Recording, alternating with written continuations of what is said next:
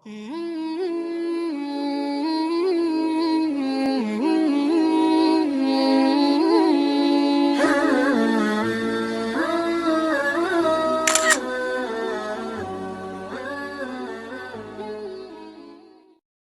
satu prinsip dalam Islam adalah berlaku adil dan berjuang menegakkan keadilan. Kepada siapa kita harus berlaku adil? Pertama, kita harus berlaku adil kepada Allah Subhanahu wa ta'ala. Bagaimana cara berlaku adil kepada Allah? Yaitu pertama, jangan menyekutukannya dengan sesuatu pun. Dalam hidup ini ada orang yang sama sekali tidak percaya kepada Tuhan. Sebaliknya ada juga yang percaya tapi Tuhannya kelewat banyak. Yang adil dalam hal ini adalah percaya kepada Tuhan, dan Tuhan itu jangan disekutukan dengan sesuatu pun. Inilah keadilan kepada Allah Subhanahu wa ta'ala. Jangan menyekutukannya dengan sesuatu, baik berterang-terangan ataupun sembunyi-sembunyi. Karena syirik itu ada dua macamnya. Ada yang disebut syirik jali, syirik terang-terangan. Nyata-nyata menyembah batu, nyata-nyata menyembah api, nyata-nyata menyembah gunung, nyata-nyata berkeyakinan Tuhan lebih dari satu. Itu syirik yang berterang-terangan, syirik jali namanya. Ada yang kedua disebut syirik khafi, syirik yang tersembunyi, syirik yang agak tersamar. Tidak nyata-nyata menyembah berhala, tidak langsung menyembah matahari, tidak langsung menyembah gunung, tapi ada sebuah keyakinan yang mencerminkan itu semua. Saya sejak pakai gesper ini, gesper ini, sejak saya pakai, dagangan saya jadi laris. Ini syirik yang tersembunyi. Saya sejak pakai cincin ini, usaha lancar, cincin ini.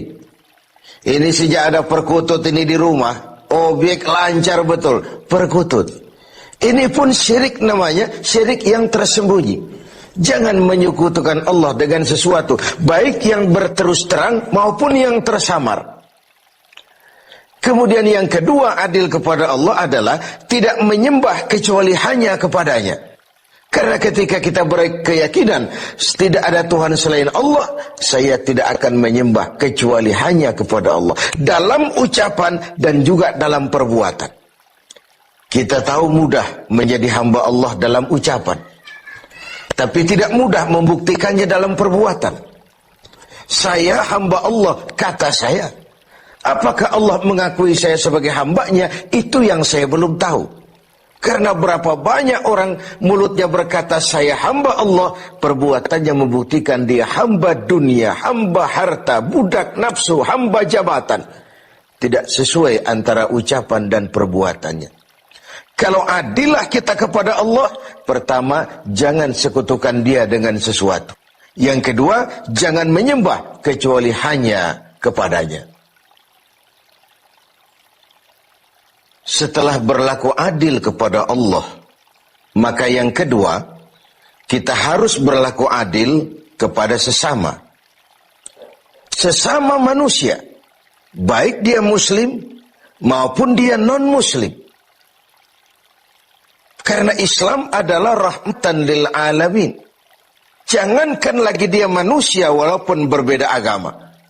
Binatang sekalipun, tumbuh-tumbuhan sekalipun, mendapat rahmah dan perlindungan dari sebab turunnya Islam ini.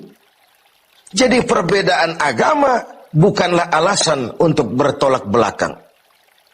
Sedemikian tegas sampai Rasul mengajarkan, man adza zimmiyan faqad adzani. Barang siapa yang mengganggu orang kafir zimmi, orang kafir yang mau hidup damai dengan umat Islam, siapa yang mengganggu mereka sama dengan mengganggu aku. Siapa yang menyakiti mereka sama dengan menyakiti aku. Kita berbeda agama dan kita sepakat untuk itu. Kita juga bukan pemilik kebenaran lalu mengklaim yang lain sebagai salah semua.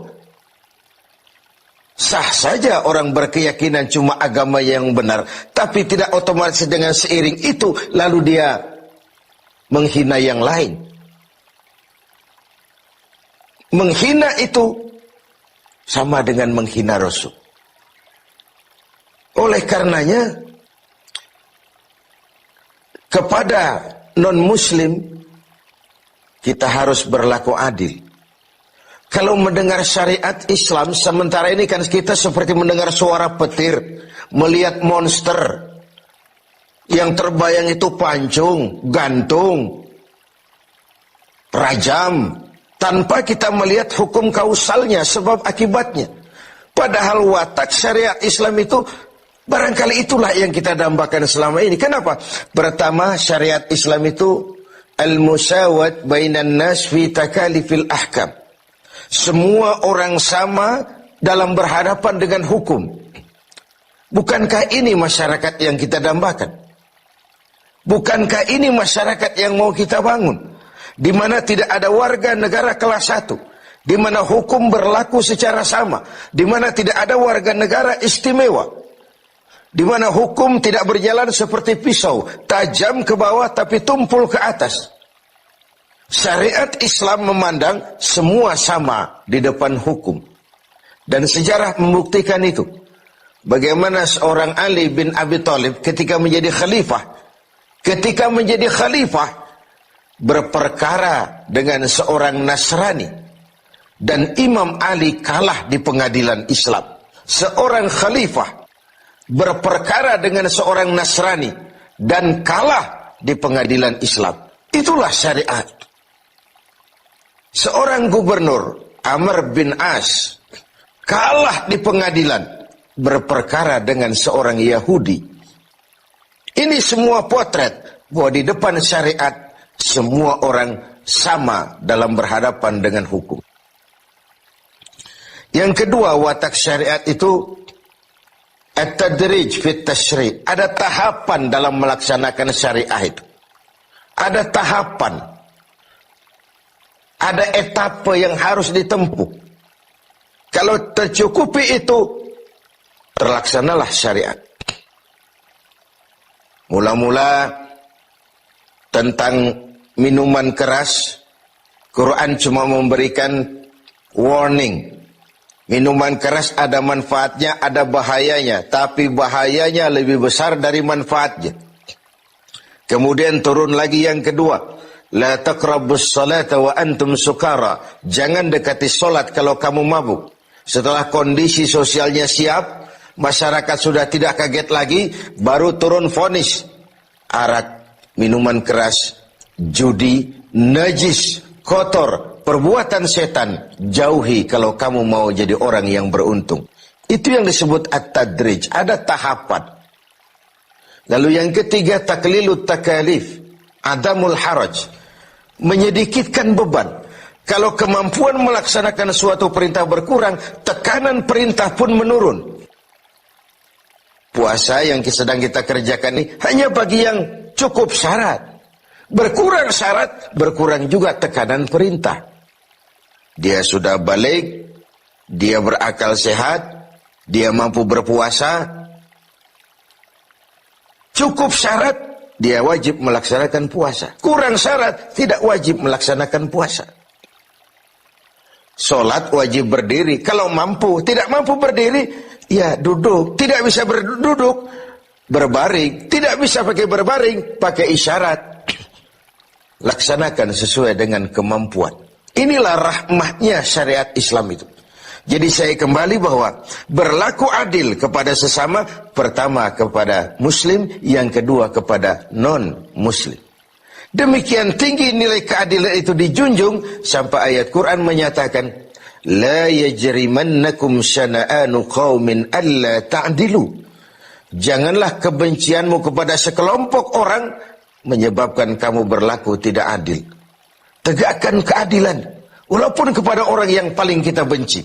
Kebencian bukan alasan untuk berlaku tidak adil. Sedemikian objektifnya perintah untuk menegakkan keadilan ini. Adil kepada sesama muslim, adil juga kepada yang non-muslim. Dan yang ketiga, kita berlaku adil kepada diri sendiri. Adil kepada Allah, adil kepada sesama, dan adil kepada diri sendiri.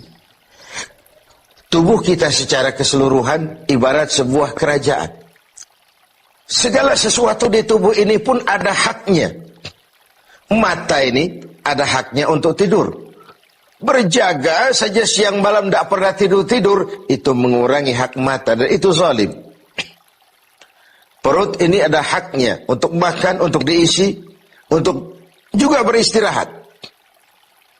Puasa terus-menerus tidak makan-makan, itu zalim kepada hak perut, tidak adil kepada perut. Itu sebabnya dalam Islam puasa ngableng, puasa non-stop dari pagi, sore, malam sampai ketemu pagi lagi, bukan saja tidak boleh tapi haram hukumnya. Kenapa? Bertentangan dengan fitrah manusia.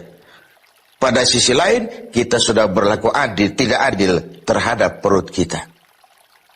Pemirsa, hamba Allah yang berbahagia, tiap hari Jumat, kalau kita sholat Jumat, khatib memesankan kita tentang ini. Innallaha ya'muru bil adli wal ihsan. Allah memerintahkan kamu berlaku adil dan berbuat ihsan. Diulang kali diingatkan kita, karena ini memang prinsip. Lewat kesempatan pada nuansa Ramadan ini, mari kita berlaku adil. Pertama sekali, adillah kepada Allah. Jangan sekutukan Dia dengan sesuatu. Lalu jangan menyembah kecuali hanya kepadanya dalam berbagai keadaan. Yang kedua, adillah kita kepada sesama manusia. Baik ia orang yang kita sayangi, kita senangi, maupun ia orang yang kita tidak sukai, maupun dia orang yang kita benci. Baik dia muslim, maupun juga dia non-muslim. Karena Islam adalah rahmah bagi semesta alam ini. Masyarakat yang kita dambakan, masyarakat yang tegak di atas keadilan. Keadilan yang menyangkut ekonomi, keadilan di bidang pendidikan, keadilan di bidang sosial, pendeknya keadilan di berbagai aspek kehidupan ini. Lalu yang ketiga, adillah kepada diri sendiri. Semoga kita menjadi orang-orang yang dapat berlaku adil dan berjuang menegakkan keadilan.